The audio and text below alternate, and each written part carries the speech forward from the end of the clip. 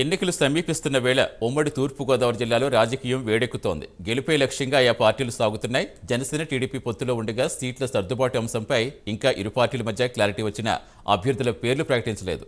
వచ్చే నెలలో ఎన్నికల నోటిఫికేషన్ విడుదల కానుంది. ఈ నేపథ్యంలో అభ్యర్థుల ప్రకటనపై ఇంకా స్పష్టత రాకపోయినా జనసేన పార్టీ తరఫున కాకినాడ రూరల్ నియోజకవర్గ ఇన్ఛార్జ్ పంతం నానాజీకే సీటు కేటాయించినట్టుగా తెలుస్తోంది.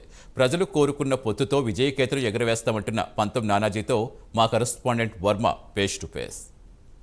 సార్వత్రిక ఎన్నికలు తేదీ ప్రకటన ఎప్పుడు వస్తుందా అని అందరూ ఎదురు చూస్తున్న తరుణంలో ఇంకా సీట్ల ప్రకటన కూడా పూర్తిగా అంటే పొత్తులో భాగంగా ముందుకెళ్లేందుకు జనసేన టీడీపీ ఇప్పటికే సమాయత్తమయ్యి చాలా నియోజకవర్గాల్లో అభ్యర్థులను కూడా ఖరారు చేసి ఇంకా ప్రకటించలేనటువంటి పరిస్థితుల్లో ప్రస్తుతం రాష్ట్ర వ్యాప్తంగా కొంత గందరగోళ వాతావరణం నెలకొన్న మాట వాస్తవమైన అందరూ అనుకుంటున్న తరుణంలో వైసీపీ పూర్తిగా 7 లిస్టుల పేరిట అలాగే సీట్ల సర్దుబాటు పేరిట మార్పులు చేర్పులు చేయడం, ఒక గందరగోళ వాతావరణం ఉండడం, అలాగే టీడీపీ జనసేన పొత్తులో ఏ నియోజకవర్గాలు ఎవరో పొత్తులో భాగంగా త్యాగం చేయవలసి ఉంటుంది, లేదంటే టీడీపీ ఎన్ని సీట్లు కేటాయిస్తుంది, లేదంటే ఉమ్మడిగా ఎన్ని సీట్లు అయితే జనసేన పోటీ చేస్తుందన్న ఒక తాజా రాజకీయ చర్చ గడిచిన నెల రోజుల నుంచి కూడా రాష్ట్ర వ్యాప్తంగా జరుగుతోంది. అయితే ఎన్ని సీట్లు సర్దుబాటు చేసినటువంటి కార్యక్రమాలు చేపట్టినా, లేదంటే పొత్తులో భాగంగా ప్రకటించినా ప్రకటించకపోయినా కొన్ని సీట్లు త్యాగం చేయాలని టీడీపీ చెప్తున్న పరిస్థితుల్లోనే అలాగే జనసేన కూడా కొన్ని మనం సాధించుకోవాల్సిన పరిస్థితుల్లో ప్రత్యేకించి స్థానాలంటూ చెప్పుకోదగ్గ స్థానాల్లో ముఖ్యంగా ప్రథమంగా కాకినాడ జిల్లాకి సంబంధించి కాకినాడ రూరల్ నియోజకవర్గం అనే చెప్పాలి. దీంట్లో ఇప్పటికే పార్టీ స్థాపన నుంచి కూడా పూర్తి స్థాయిలో అదే పార్టీలో పిడికిలి బిగించి నిరంతరం శ్రమిస్తూ జనం కోసం పవన్ కోసం జనం అన్నట్టుగా ప్రస్తుతం ఆ కార్యక్రమం విస్తృతంగా ప్రచారం చేస్తూ సేవా కార్యక్రమాలలో భాగంగా పూర్తిగా నియోజకవర్గంలో గడిచిన 5 సంవత్సరాల నుంచి పూర్తి స్థాయిలో పిలిస్తే పలికే దూరంలో అందుబాటులో ఉంటూ తనకంటూ ఒక ప్రత్యేకతను చరిష్మాని కూడా సాధించుకున్నటువంటి నేత పంతం వెంకటేశ్వరరావు అలియాస్ నానాజీ. అయితే పంతం నానాజీగా పిలుచుకునే కాకినాడ రూరల్లో ప్రస్తుతం జనసేన పార్టీ పిఏసీ సభ్యులుగా కొనసాగుతూ ఉన్నారు. నియోజకవర్గంలో ప్రస్తుతం ప్రతిపక్ష పార్టీని పరిగెట్టిస్తూ ప్రచారం అయితే కొనసాగిస్తున్న పరిస్థితులు ప్రస్తుతం ఆ జనాలు ఆదరణ, ఆయన చేస్తున్నటువంటి సేవా కార్యక్రమాలు, స్వచ్ఛమైన రాజకీయాలు చేస్తూ ప్రస్తుతం డబ్బు మద్యం పంచనటువంటి రాజకీయాలే చేస్తాను నేను, ఓటు కూడా డబ్బు కూడా మద్యం కూడా పంచని రాజకీయాలతోనే తాను అసెంబ్లీకి వెళ్ళే విధంగా అయితే తనకి ఇప్పటికే కార్యక్రమాలన్నీ కూడా రెడీ చేసుకున్న పరిస్థితి అయితే ఉంది. అయితే ప్రస్తుతం పంతం నానాజీ మనతో పాటు ఉన్నారు.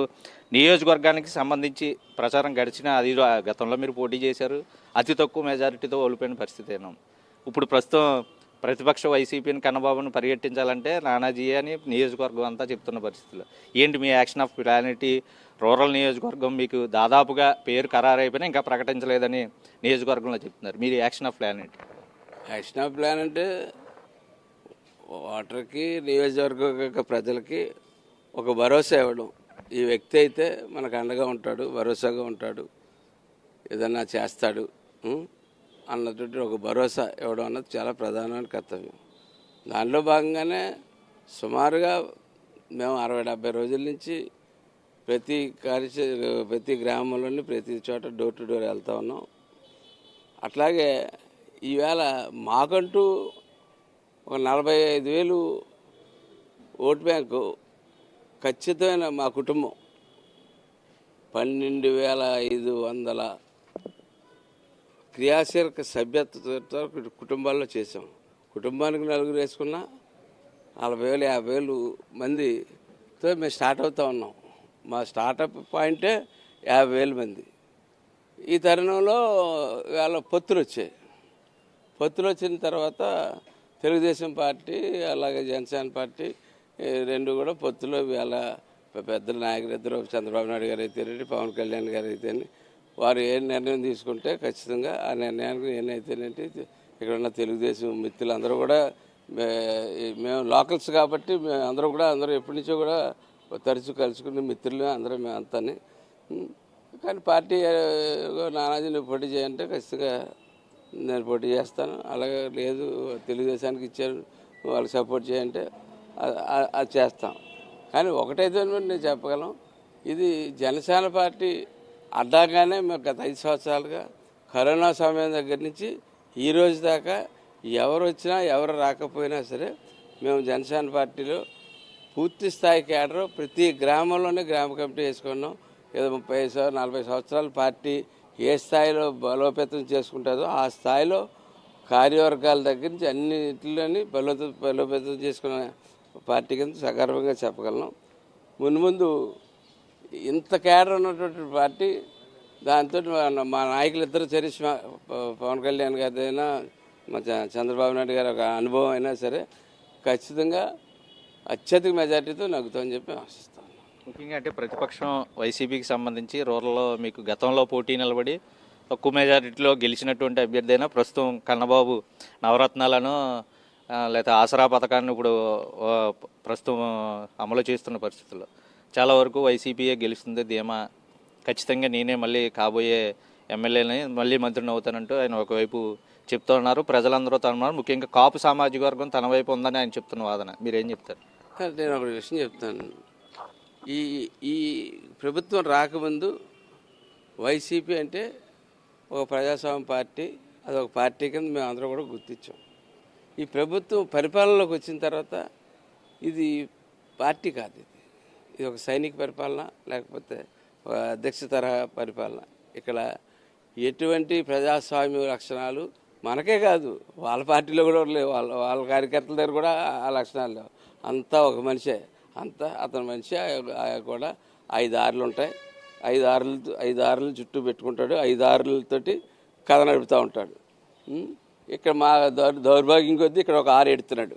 ఈ 6 తోటి ఈ జిల్లా సర్వనాశనం చేసుకున్నారు. వాళ్ళ పార్టీ నాశనం అయిపోయింది, జిల్లాని పాడు చేసేస్తారు. జిల్లాలో వనరులు ఏమీ లేకుండా చేసేసిన పరిస్థితి తీసుకొచ్చారు.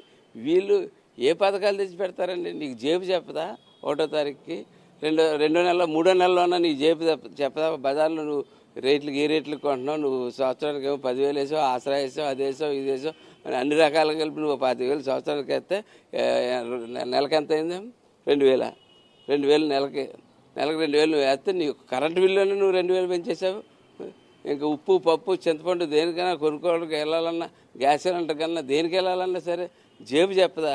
మేం చెప్పట్లేదు, ప్రజలే చెప్తా ఉన్నారు. ఒక చేతితో ఇచ్చి 10 చేతితో తీసుకుంటున్నారు, ఉసిరిగా ఇచ్చి బొబ్బసిగా పట్టుకుపోతున్నారని చెప్తా ఉన్నారు. ప్రజలు చెప్తున్న దాన్ని చాలా నేనైతే చెప్తా ఉన్నాను. లాస్ట్ ఎలక్షన్లో నేను ఒక మాట చెప్పాను, తెలుగుదేశం మ్యాండేట్ కోల్పోయిందని చెప్పాను. అప్పుడు నేను పదే చెప్పాను ప్రతి చోట. ఈవేళ నేను చెప్తా ఉన్నాను, వైసీపీ మ్యాండేట్ కోల్పోయినటువంటి పార్టీ. ఇవాళ వైసీపీకి రాష్ట్రంలో మ్యాండేట్ కోల్పోయింది. వైసీపీ ఎన్ని పిచ్చి ఆశాలు వేసినా, ఎన్ని ఆశాలు వేసినా, ఎందుకంటే ఈ పొత్తు అన్నది సాధారణంగా ఎక్కడన్నా ఏం జరుగుతుందండి? పొత్తు రాజకీయ లబ్ధి కోసం 2 రాజకీయ పార్టీలు పొత్తు పెట్టుకుంటాయి. ఆంధ్రప్రదేశ్లో అలా జరగలేదే. ప్రజల కోరిక మేరకు పొత్తు అవ్వాల్సి వచ్చింది. ప్రజలు కోరుకున్నారు, అమ్మ బాబాయ్ నాశనం చేసేస్తున్నాడు మన ఈ రాక్షస పరిపాలన మాకు వద్దు, మీరిద్దరూ కలండి, మీ ఇద్దరు కలిసి చేయండి అని చెప్పి ప్రజలు సన్నగా ప్రజలు కోరుకున్నటువంటి పొత్తు ఇది. అది ప్రజా నిర్ణయం ప్రకారం పొత్తు జరగడం జరిగింది.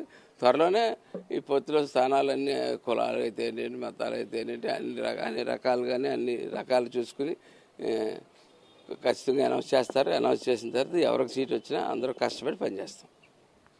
ప్రజలు అవసరాలు తీరుస్తాం, ప్రజల కోసమే మా పాలన చేస్తామంటూ అధికారంలోకి వచ్చిన వైసీపీ పార్టీ ప్రస్తుతం ప్రజలపై భారాలు మోపుతూ అత్యవసరంలో కూడా ఆదుకోవడానికి ముందుకు రాక చాలా వ్యతలకి గురి చేస్తున్నటువంటి ప్రభుత్వం ఖచ్చితంగా గద్దె దిగేందుకే ప్రస్తుతం వాళ్ళు వరవడిని బట్టి అర్థమవుతోంది. అయితే వీటన్నిటికీ ప్రజలు ఏదైతే కోరుకున్నారో పొత్తుని, ఆ పొత్తులో భాగంగా రాబోయే రోజుల్లో టీడీపీ జనసేన కలిపి ప్రభుత్వం ఏర్పాటు తీసుకే ప్రయత్నాలు అయితే జరుగుతాయి. ఖచ్చితంగా అధికారంలోకి వస్తుంది పొత్తు అన్నది ప్రజలే కోరుకున్నారు. దానిలో భాగంగా మేము ప్రజల కోసం పనిచేయడానికి అయితే ముందుకెళ్తాం, ప్రజల కోసమే ప్రజాస్వామ్యయుతంగా అయితే మా పాలన ఉంటుంది, రాబోయే రోజుల్లో అధికారం ఖచ్చితంగా జనసేన టీడీపీదే అని చెప్పి పంతనాన్ని చెప్తున్నారు. వీడియో జర్నలిస్ట్ శ్రీధర్తో వర్మ, ప్రైమ్ న్యూస్, కాకినాడ జిల్లా నుండి.